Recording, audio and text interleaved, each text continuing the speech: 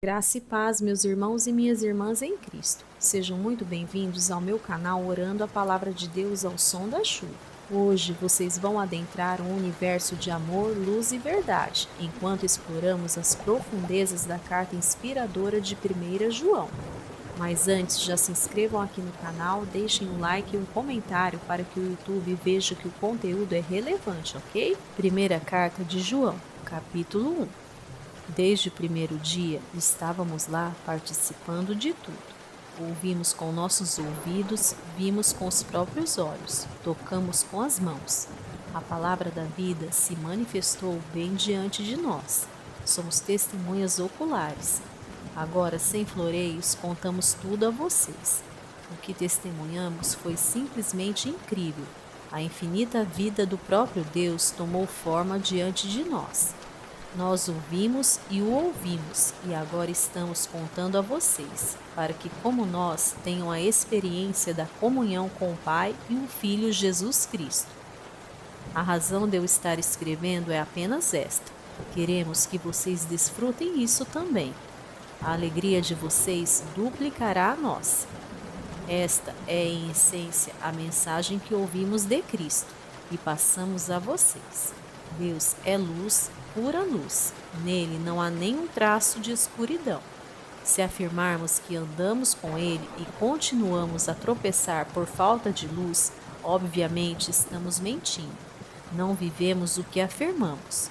Mas se andarmos na luz como o próprio Deus é luz, vamos experimentar também uma vida de comunhão uns com os outros, enquanto o sangue derramado de Jesus, o Filho de Deus, nos purifica de todo o nosso pecado. Se afirmarmos que estamos livres do pecado, estaremos apenas enganando a nós mesmos. Uma declaração dessas é um erro absurdo. Mas, se admitirmos nossos pecados e o confessarmos, Ele não vai deixar de nos atender. Ele é fiel a si mesmo. Ele perdoará nossos pecados e nos purificará de todo erro. Se afirmarmos que nunca pecamos, contradizemos Deus. Fazemos dele um mentiroso. Uma declaração dessa simplesmente revela nossa ignorância a respeito de Deus. Capítulo 2. Escrevo isto, filhos queridos, para orientá-los a não pecar. Mas se alguém cometer pecado, temos um amigo sacerdote na presença do Pai, Jesus Cristo, o justo. Quando ele se entregou como sacrifício por nossos pecados, resolveu para sempre o problema do pecado, não apenas os nossos, mas os do mundo inteiro. Esta é a forma de ter certeza de que conhecemos Deus da maneira correta, guardar seus mandamentos. Se alguém afirma, eu o conheço bem, mas não guarda seus mandamentos, é um mentiroso. Sua vida não combina com suas palavras. Mas aquele que guarda a palavra de Deus demonstra o amor amadurecido de Deus. É o único meio de saber que estamos em Deus. Quem afirma ser íntimo de Deus deve viver o mesmo tipo de vida que Jesus viveu. Meus amigos, não estou escrevendo nenhuma novidade. Esse é o mandamento mais antigo que temos, e vocês o conhecem muito bem. Sempre esteve implícito na mensagem que vocês ouviram, mas talvez seja novo também, pois recentemente se manifestou em Cristo e em vocês. As trevas saem e a luz verdadeira começa a brilhar. Quem diz que vive na luz de Deus e odeia o irmão ainda está na escuridão. Quem ama seu irmão habita na luz de Deus e não impede que brilhe a luz dos outros. Mas quem odeia ainda está na escuridão, tropeçando e não sabe que o fim está próximo, pois não consegue enxergar nada. Quero lembrá-los, meus filhos queridos, de que os pecados de vocês foram perdoados em nome de Jesus. Vocês, veteranos, estavam no princípio e conhecem aquele que começou todas as coisas. Vocês, iniciantes, conquistaram uma grande vitória sobre o maligno. Uma segunda lembrança. Vocês conhecem o Pai por experiência pessoal. Vocês, veteranos, conhecem aquele que começou tudo. E vocês, iniciantes, quanta vitalidade e força.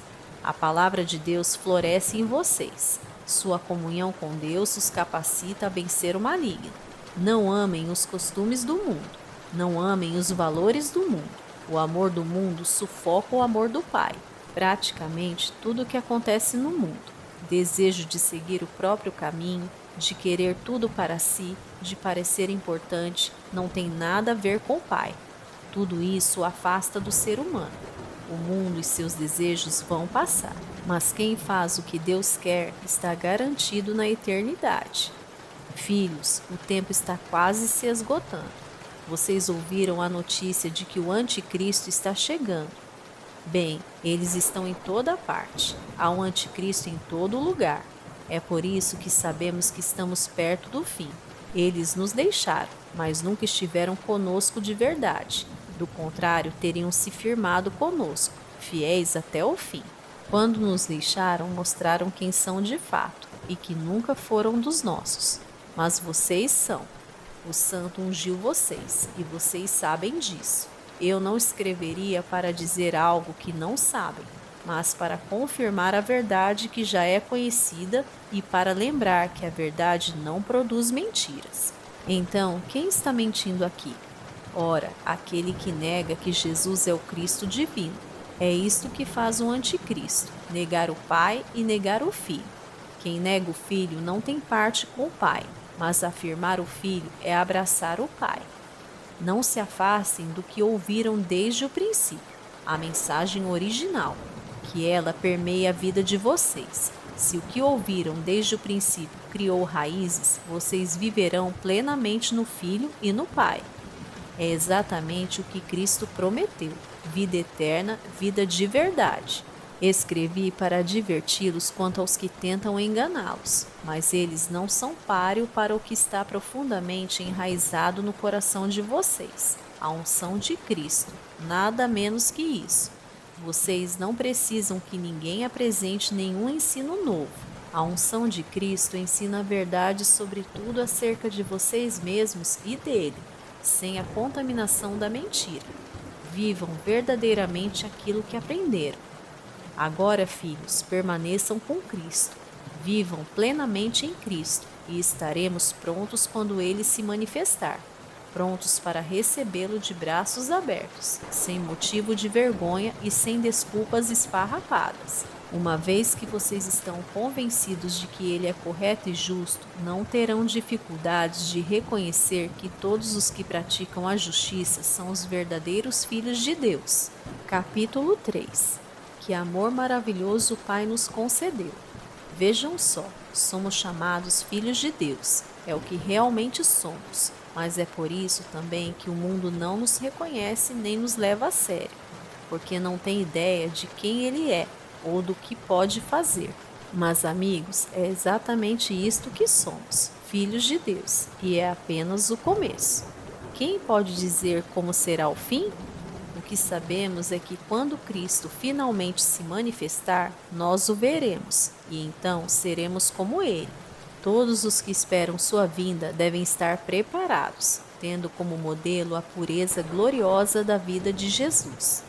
Os que não se importam com a vida de pecado fazem uma perigosa oposição à lei de Deus, porque o pecado é uma grande ruptura da ordem divina. Vocês sabem que Cristo se manifestou para eliminar o pecado. Não há pecado nele, e o pecado não faz parte do seu projeto. Ninguém que viva profundamente em Cristo vai fazer do pecado uma prática. Quem vive na prática do pecado nunca se voltou para Cristo, mas virou as costas para ele. Por isso, meus filhos queridos, não permitam que ninguém desvie vocês da verdade.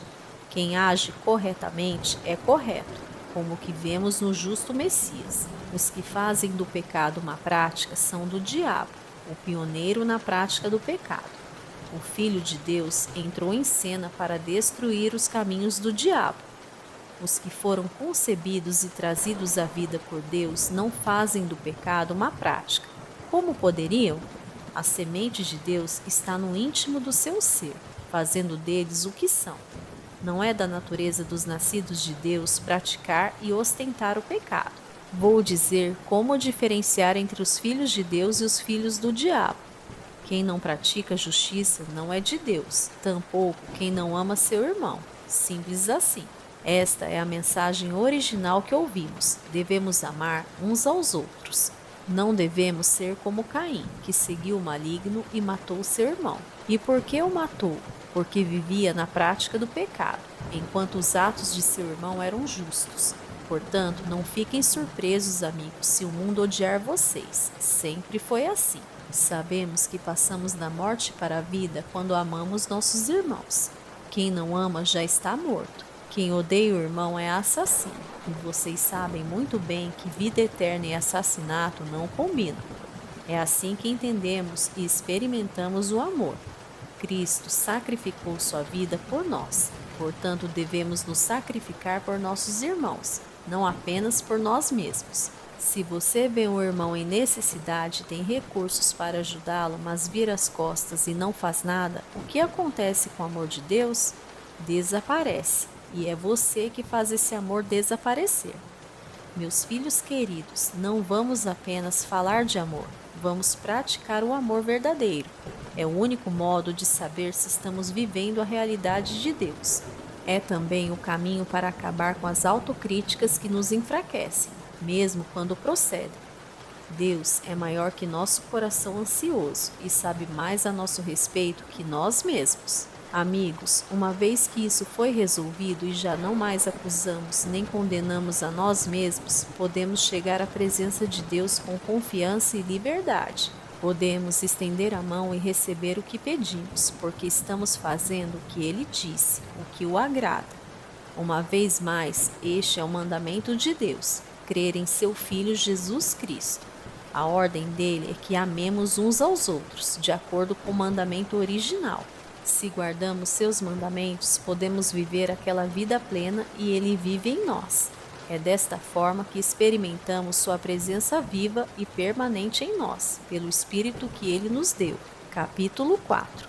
Meus queridos amigos, não creiam em tudo que ouvem. Examinem cuidadosamente o que os outros dizem.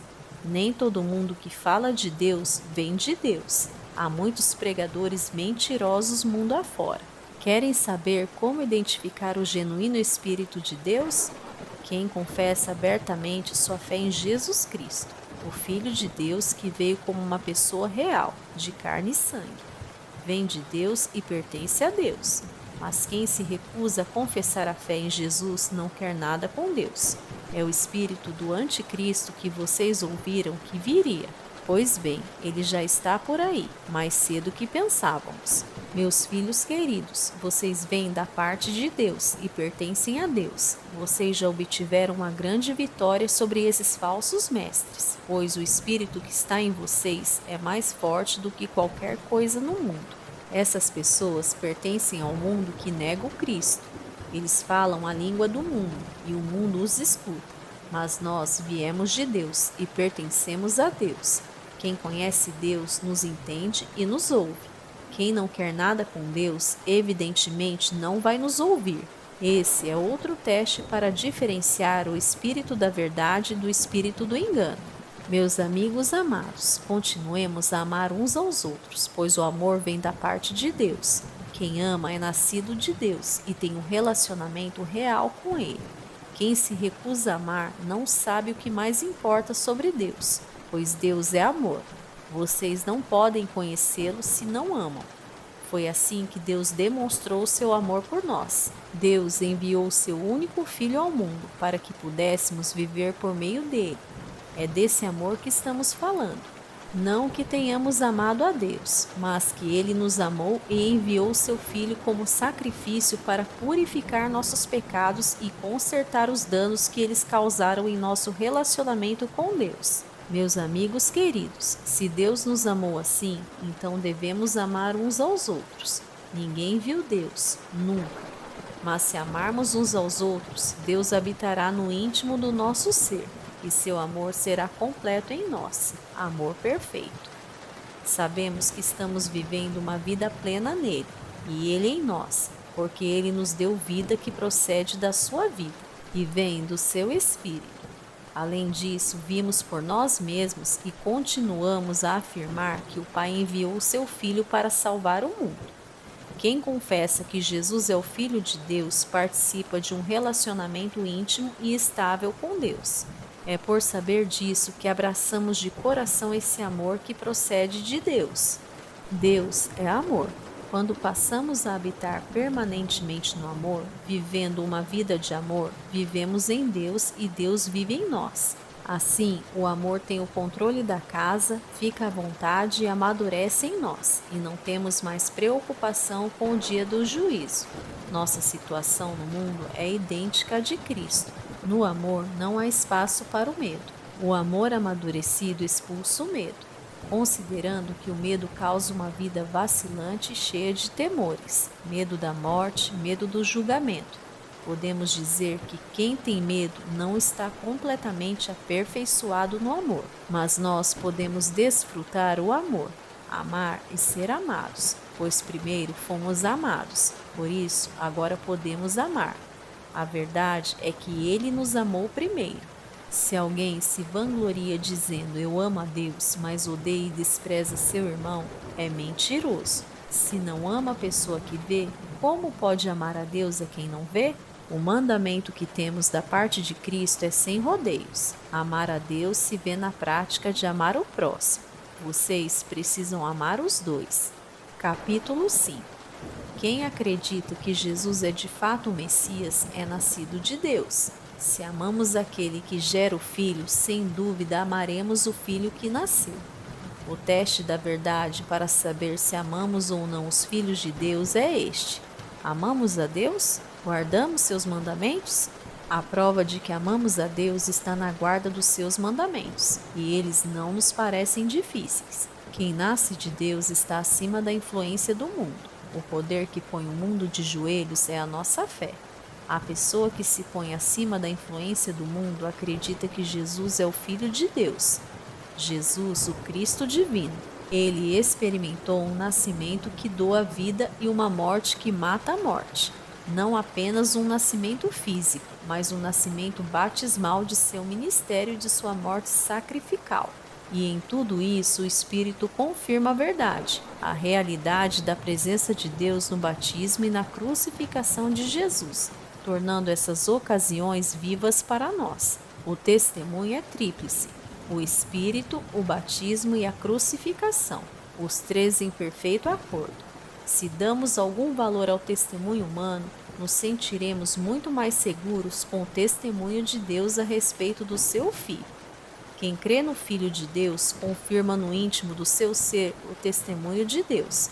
Quem se recusa a crer está chamando Deus de mentiroso, recusando-se a crer no testemunho do próprio Deus a respeito de seu Filho. Esta é a essência do testemunho. Deus nos deu vida eterna, e a vida está em seu Filho. Por isso, quem tem o Filho tem a vida. Quem rejeita o Filho, rejeita a vida. Meu propósito em escrever é simplesmente este: que vocês que creem no Filho de Deus saibam que, sem sombra de dúvida, têm a vida eterna, a realidade, não a ilusão. Na presença dele, temos confiança e liberdade para fazer nossos pedidos de acordo com sua vontade, na certeza de que ele nos ouvirá. E se temos essa certeza, sabemos que a resposta é garantida. Por exemplo, se vemos um cristão pecando, não falo aqui dos que fazem da prática do pecado um caminho fatal, que leva à morte eterna. Pedimos a ajuda de Deus, e ele nos atende, dando vida ao pecador, cujo pecado não é fatal. Existe pecado que é fatal, e nesse caso não digo que se devorar. Tudo que fazemos de errado é pecado, mas nem todo pecado é fatal. Sabemos que ninguém nascido de Deus faz do pecado uma prática, o pecado fatal. Os nascidos de Deus são também protegidos por Deus. O maligno não pode tocar neles. Sabemos que somos protegidos por Deus. Só o povo do mundo continua nas garras do maligno. Sabemos também que o Filho de Deus veio para que pudéssemos reconhecer e entender a verdade de Deus, que presente, e que vivemos na própria verdade no Filho de Deus, Jesus Cristo. Jesus é, ao mesmo tempo, Deus verdadeiro e vida verdadeira. Filhos queridos, cuidado com as imitações.